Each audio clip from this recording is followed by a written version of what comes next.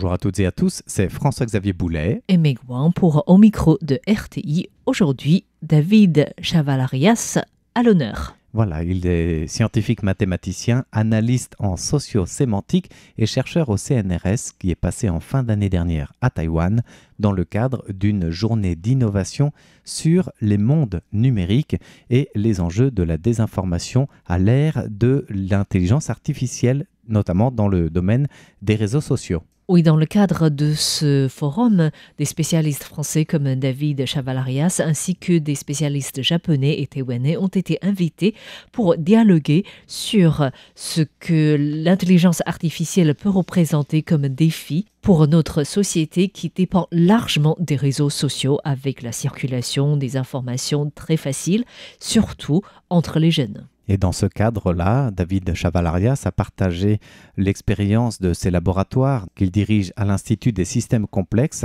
pour évoquer notamment ce qu'on appelle la guerre cognitive, la désinformation, les nouveaux narratifs sur les réseaux sociaux, ainsi que le monde de demain. Comment se prémunir contre cela? En fait, cela ne permet de dire, dans ce monde virtuel, il n'y a vraiment pas de frontières.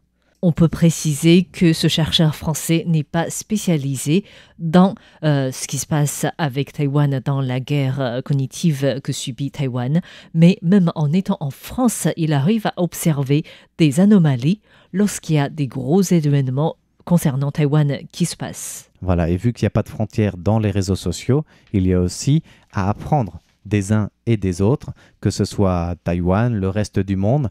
On parle aussi beaucoup des menaces par rapport au système démocratique et aux libertés d'expression, à la liberté de penser de tout un chacun dans le domaine des réseaux sociaux. Et c'est aussi tout un réseau de recherche des laboratoires, des instituts des systèmes complexes de David Chavalarias. Et il nous présente tout d'abord ses domaines de prédilection. Oui, donc je suis chercheur au CNRS, je suis sur 2 laboratoires, l'un qui est à l'Institut des hautes études en sciences sociales à Paris, qui s'appelle le Centre d'analyse et de mathématiques sociales, et l'autre que je dirige, qui est l'Institut des systèmes complexes de Paris-Île-de-France.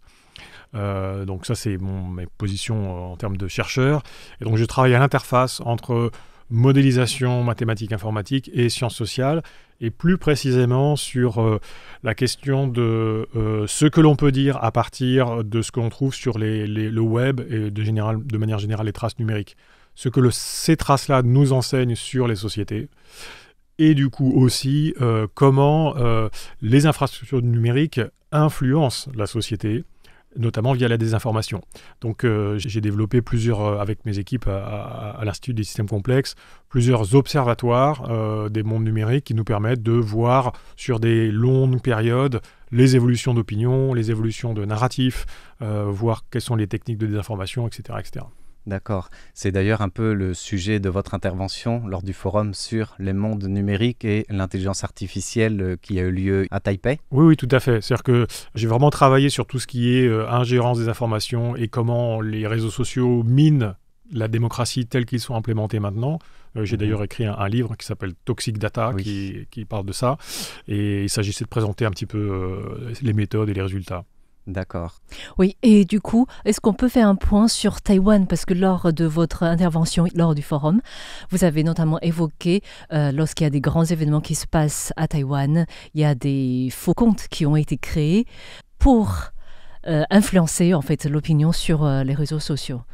Oui, alors, dans le paysage de la désinformation au niveau mondial, il y a 2 grands acteurs qui sont la Russie et la Chine. La Russie étant en avance et puis la Chine, en fait, étant maintenant la plus puissante sur ce domaine-là. Et vous imaginez bien que donc, la Chine, c'est notamment pour faire de l'influence par rapport à la position sur Taïwan, sa politique d'une Chine unique, etc. Nous, on a observé notamment l'espace politique en France depuis 2016. Donc on a collecté parfois jusqu'à des millions de messages sur X, enfin, avant Twitter, politiques en France. Et donc dans la politique française, de temps en temps, on parle de Taïwan. Et donc ce que j'ai présenté hier, c'est une reconstitution sur 5 ans de la manière dont on a parlé de Taïwan en France, et on voit qu'effectivement, ce qui n'est pas très étonnant, il y a des moments forts, comme par exemple la visite de Nancy Pelosi à Taïwan, qui avait fait beaucoup réagir la République populaire de Chine, où tout à coup, il y a une structuration, une organisation en fait des forces vives en ligne pour apporter un autre narratif et essayer de contrer et d'expliquer les choses de la perspective de la République populaire de Chine. Et ça, c'est de manière générale, la Chine s'appuie pour ça sur aussi beaucoup de faux comptes. Donc des gens des comptes qui vont se faire passer pour soit des Chinois, soit des Français, soit des Taïwanais, mais qui en fait sont payés pour le faire et donc sont payés aussi pour porter certains narratifs. Et concrètement, avec vos observatoires, vos équipes, vous vous basez sur des mots-clés, vous vous basez sur quoi pour repérer ces messages et puis voir justement une arrivée massive de ces informations par exemple? Alors là, beaucoup de gens qui travaillent sur la désinformation travaillent sur les contenus. Ce qui est intéressant, on fait aussi, mais en fait, notre axe, c'est surtout de travailler sur la structure sociale. C'est-à-dire que, donc, par exemple, quand on travaille sur un réseau comme X, on attrape l'ensemble des interactions entre les personnes, c'est-à-dire qui relaie qui. D'accord. Et en fait, il y a en gros l'hypothèse sociologique derrière, qui est un peu un b.a.-ba en sociologie, c'est que quand vous avez des gens qui interagissent de manière récurrente, c'est que ils font affaire, ils sont alignés, etc. C'est comme dans une cour d'école, quand vous voyez des enfants parler ensemble, c'est en général, ils sont copains. Donc nous, on observe la cour d'école au niveau mondial, de la politique, du Covid, du climat, etc. Et donc en regardant qui interagit avec qui de manière récurrente, on identifie des groupes sociaux. Et quand ces groupes changent de structure, là, on peut dire qu'il y a une anomalie. Si ça, il y a brutalement, vous avez 10 000 comptes qui arrivent tout à coup et qui sont connectés d'une certaine manière, là il y a une anomalie. Donc c'est d'abord par cette entrée-là qu'on détecte qu'il y a quelque chose qui ne va pas, et ensuite on regarde ce qui se dit, et en fait ce qui se dit est homogène dans ces groupes-là. Et donc là on peut facilement attraper les narratives, parce que aller à la pêche de savoir qu'est-ce qui est vrai, qu'est-ce qui est faux, c'est difficile. Oui. Par contre, aller à la pêche de quelles sont les structures anormales et après regarder ce qu'elles disent, ça c'est facile. D'accord. Et durant les 5 dernières années, vous avez parlé de 5 ans en fait. Est-ce qu'il y a une évolution? Est-ce que les attaques sont de plus en plus massives ou c'est... Alors, là maintenant je parle au niveau mondial, parce que Taïwan, quand on regarde ce qu'on a sur Taïwan, c'est la Taïwan dans la politique française, donc c'est finalement assez peu, sauf en 2022, c'est-à-dire qu'avec notamment l'arrivée de Nancy Pelosi, la guerre en Ukraine, il y a eu plein de choses, mais donc de manière générale, en fait, effectivement, il y a une intensification des opérations sur les terrains hybrides.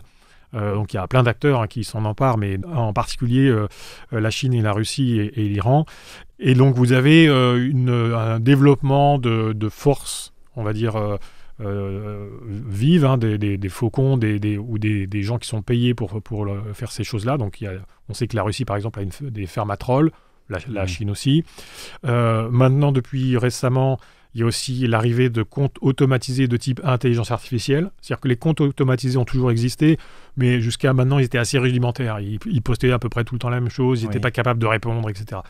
Maintenant, avec les nouveaux modèles de langage en intelligence artificielle, vous avez des comptes qui peuvent aller à la rencontre des utilisateurs, trouver par exemple un message d'un grand média qui parle par exemple de la position de la Chine et qui va aller en fait interagir avec tous ceux qui ont interagi avec ce message-là pour les convaincre que finalement c'est la République populaire de Chine qui a raison et pas Taïwan.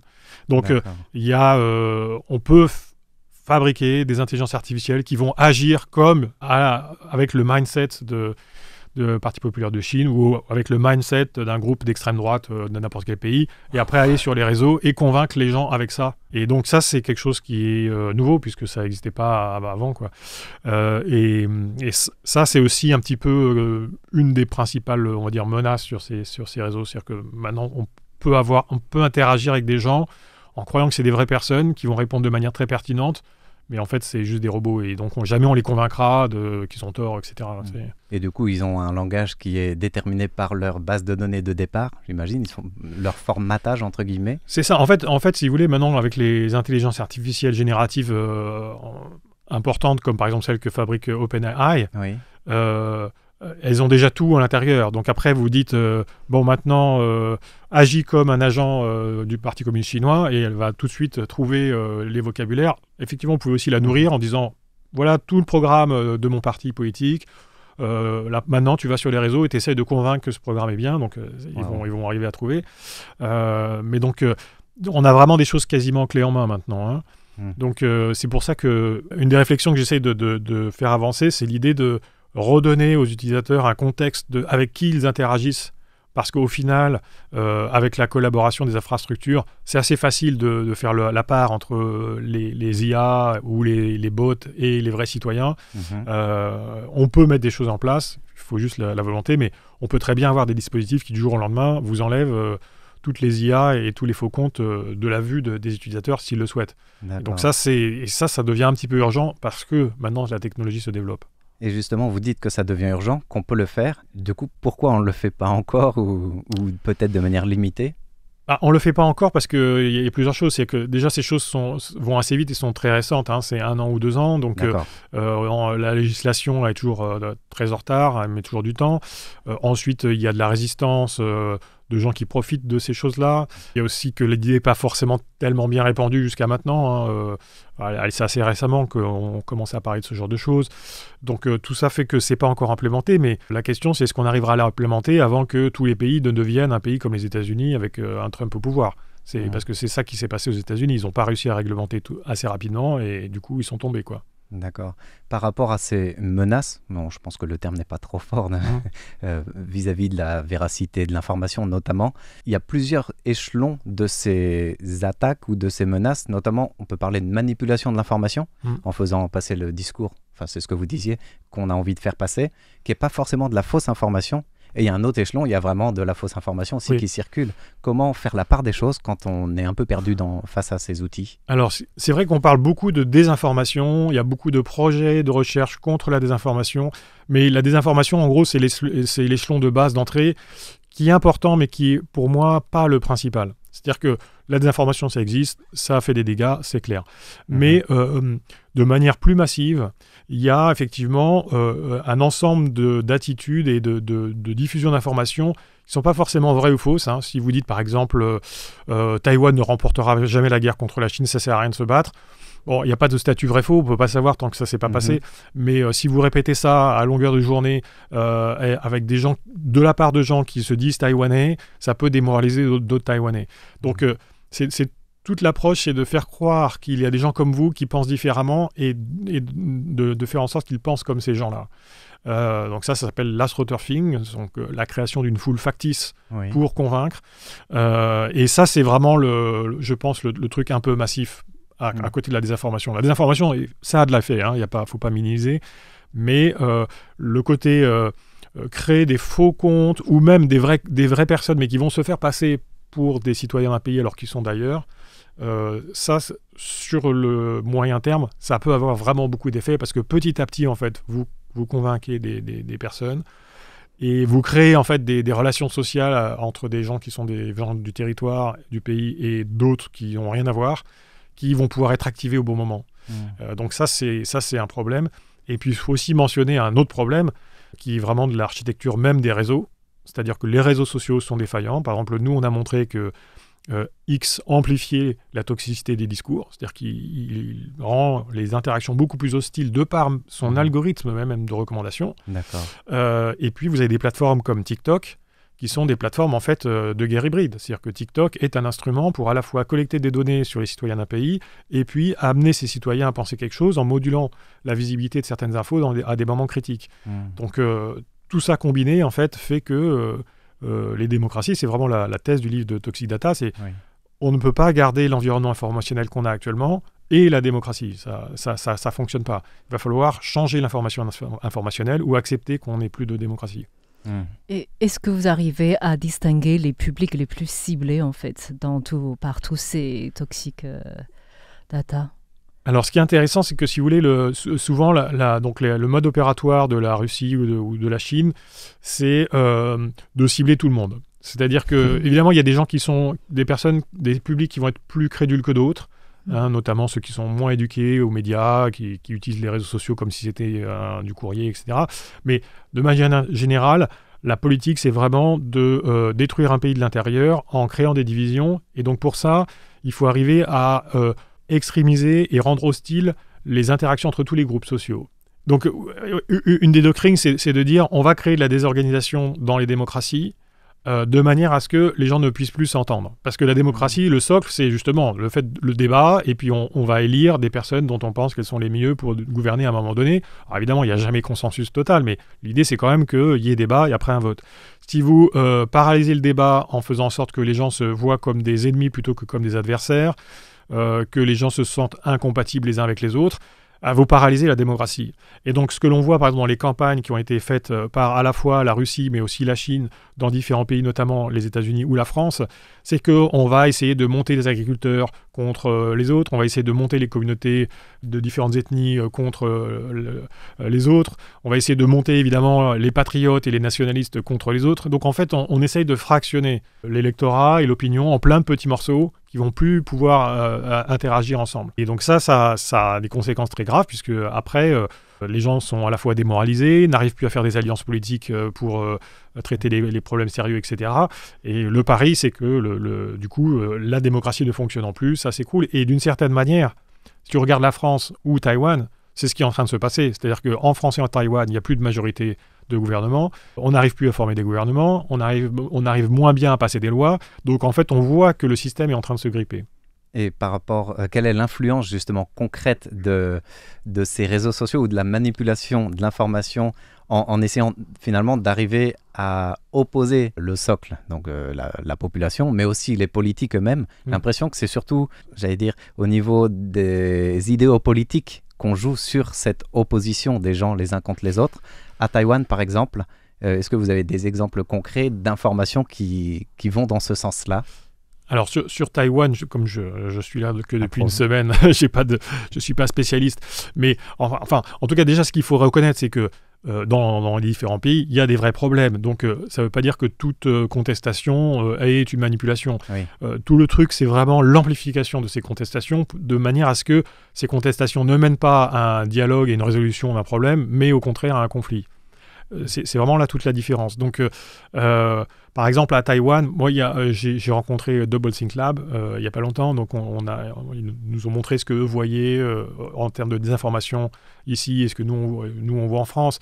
Juste pour vous donner des exemples, en fait, ce qu'on voit, c'est que les narratifs, en gros, la feuille de route, c'est la même du côté Chine ou du côté Russie. Il y a les mêmes grandes ficelles qui sont prises, qui sont mises en place. Donc, par exemple, il y a le thème des biolabs, du genre, il faut attaquer où il faut défendre Taïwan contre les biolabs, il faut défendre l'Ukraine contre les biolabs, c'est pour ça qu'on intervient militairement. C'est le même narratif, c'est des deux côtés. Il y a aussi des narratifs de type extrême droite qui sont les étrangers viennent et vont nous prendre nos femmes.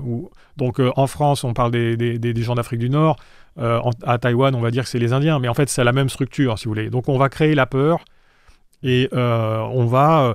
en gros, faire des choses qui, au final, ne sont pas très innovantes. Quand vous regardez au niveau des différents pays, c'est toujours la même chose. Mais qui, si vous êtes juste du point de vue de votre pays, vous pouvez commencer à y croire, en tout cas. Donc, et ça affaiblit, ça divise. Et encore une fois, il y a plusieurs étages. Donc, il y a l'opération intentionnelle. Enfin, il y a des problèmes qui existent, qu'il ne faut pas nier. Bon, tous les pays, mais c'est normal. La démocratie est là pour résoudre les problèmes existants.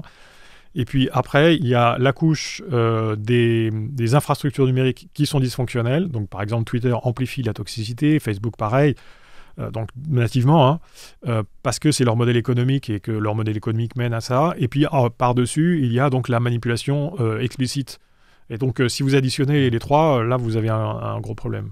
Et bien sûr, en dehors des menaces, des problèmes et des défis, il y a aussi des opportunités que présente l'intelligence artificielle et les outils liés aux réseaux sociaux, ce que David Chavalarias abordera avec nous la semaine prochaine dans le deuxième volet de cette émission. Voilà, nous étions en compagnie de David Chavalarias, directeur de recherche au CNRS. Il est également directeur de l'Institut des systèmes complexes de Paris-Île-de-France. On vous donne rendez-vous la semaine prochaine et plus précisément lundi prochain pour la suite de notre rencontre très intéressante, en fait très enrichissante et inquiétante aussi avec David Chavalarias. Merci de votre écoute. C'était Au micro de RTI, présenté par François-Xavier Boulet et Megouan pour RTI.